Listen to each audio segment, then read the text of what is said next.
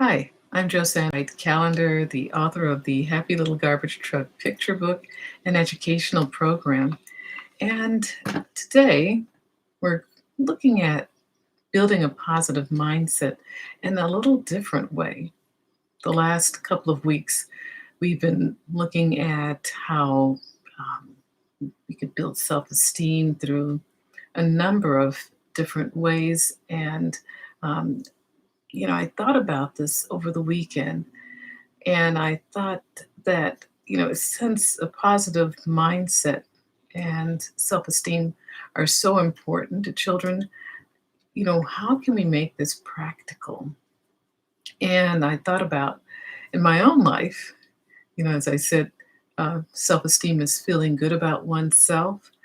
And we can look at a lot of different things like gratitude, integrity, and building resilience, and all of these types of really good character traits. But in a sense, they tend to be a little ephemeral and hard to grasp. So we need something to really lock it into the real world in a practical way. And what I found is affirmations work just wonderfully for me. And so I started doing a little investigation into what are affirmations and how can we use them to practice these wonderful positive mindset traits and characteristics that we've been looking at.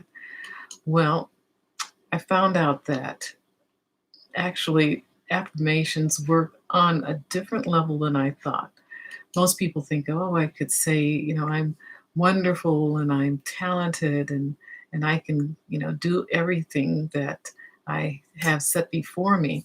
But unless you include a couple of other parts to the affirmation, it's just, series of words. And that's how your child will see it too.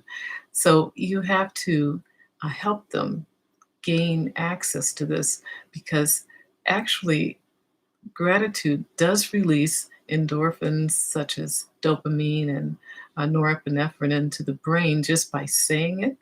But one thing that helps it get to another level or intensifies the effect of the affirmation is actually visualizing what you're saying, thinking about what you're saying, visualizing what you're saying, and saying it.